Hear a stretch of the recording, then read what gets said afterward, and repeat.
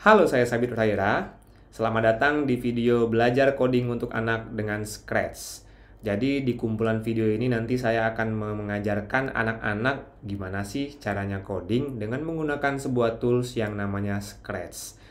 Scratch ini sendiri merupakan sebuah tools untuk anak-anak belajar programming atau coding yang memang dikhususkan untuk anak-anak karena dia punya tampilan visual yang menarik dan juga proses coding yang lebih mudah daripada coding-codingnya orang dewasa gitu.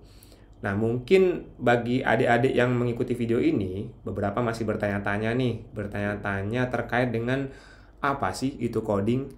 Jadi mungkin kalian pernah kali ya main games misalnya di handphone atau buka suatu situs website secara online atau buka aplikasi-aplikasi lainnya seperti aplikasi YouTube misalnya. Nah, siapa sih sebenarnya yang membuat games, bikin aplikasi seperti itu? Jadi, orang-orang yang membuat games atau aplikasi adalah orang-orang yang harus memiliki beberapa jenis kemampuan. Yang pertama biasanya mereka mengerti bagaimana caranya membuat sebuah visual yang menarik. Maksudnya tampilan yang menarik.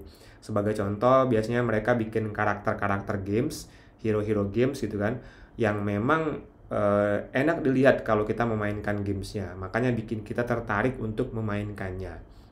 Yang kedua, mereka ini biasanya orang-orang yang memiliki kemampuan untuk memberikan perintah kepada aplikasi dalam bahasa programming. Nah, orang-orang yang bisa memberi perintah ini adalah orang-orang yang kita sebut sebagai programmer, di mana mereka ini biasanya menguasai sebuah bahasa pemrograman.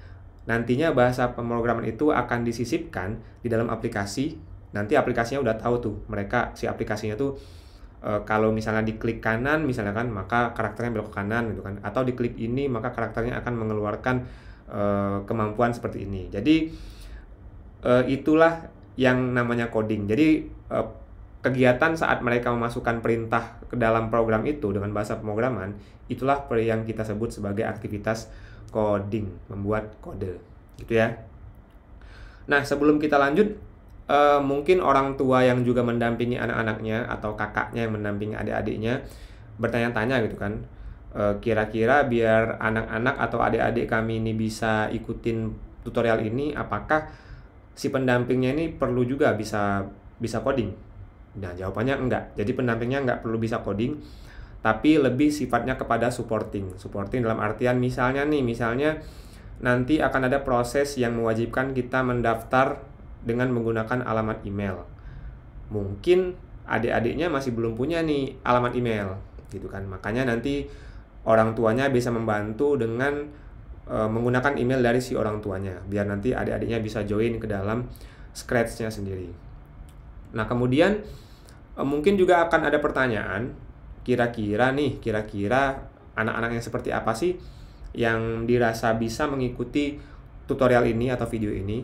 Jadi yang pertama nih, syarat-syarat yang perlu kita penuhi. Yang pertama, anak-anak yang bisa ngikutin tutorial ini minimal dia udah bisa operasi matematika sederhana. Sebagai contoh, dia udah bisa penjumlahan, pengurangan, perkalian, dan pembagian. Nggak usah yang ribet-ribet, nggak usah yang angkanya besar-besar, cukup yang sederhana saja. Yang penting mereka bisa, itu udah cukup. Nah, yang kedua, mereka minimal sudah bisa bahasa Inggris secara sederhana. Sederhana artinya bukan bahasa Inggris untuk berdiskusi ya. Jadi bahasa Inggris yang memang sangat-sangat simpel, misalnya if itu jika gitu kan, terus when itu ketika gitu kan. Nah, jadi mereka minimal bisa bahasa Inggris sederhana itu. Karena apa? Karena bahasa pemrograman itu dulunya memang bahasa mesin, tapi sekarang sudah mulai diterjemahkan ke dalam bahasa manusia agar lebih mudah. Namun memang penerjemahannya itu hampir semuanya itu menggunakan bahasa Inggris sebagai bahasa global. Makanya minimal anak-anaknya juga harus bisa bahasa Inggris secara dasar ya. Gitu. Nah, kemudian kita akan langsung mulai saja.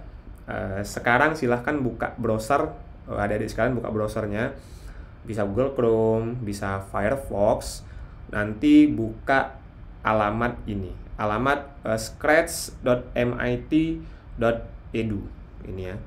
Jadi ini adalah alamat dari si Scratch-nya. Scratch ini adalah platform yang kita gunakan untuk mengajari anak-anak caranya coding gitu. Nah, nanti kalau udah masuk akan tampil halaman seperti ini yang tadi kalian lihat ya. Halamannya seperti ini. Ini halaman Scratch-nya. Kalau lihat di sini akan ada banyak tampilan. Nah, ini ada banyak menu-menu gitu kan. Contoh-contoh project yang sudah ada, game sim yang sudah ada gitu kan. Nah, sekarang untuk kita masuk ke sini, kita minimal kita join dulu ya, biar kita bisa mulai coding di Scratch. Jadi silahkan klik ini join Scratch di sini. Nah, silahkan masukkan username dan password kalian. Dan perlu dilihat di sini sudah ada peringatan ya. Jangan menggunakan nama asli kalian, gitu ya. Jadi kalau bisa pakai nama-nama samaran saja. Misalnya nih saya mau masuk, namanya mau belajar coding, misalnya seperti ini, ya.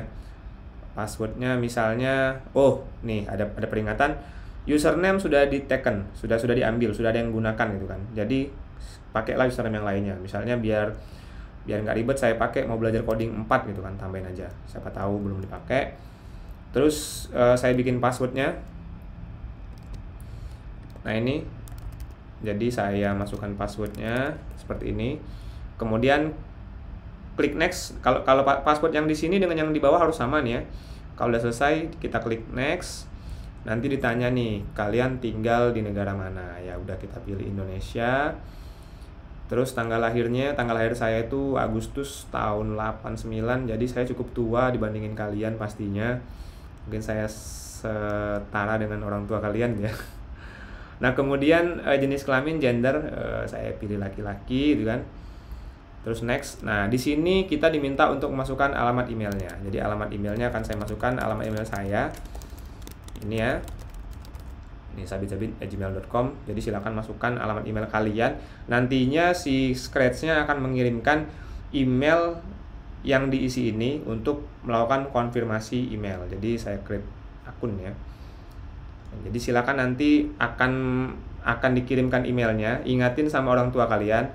Misalnya ayah gitu kan, buka emailnya dong, ada email konfirmasi dari Scratch gitu kan.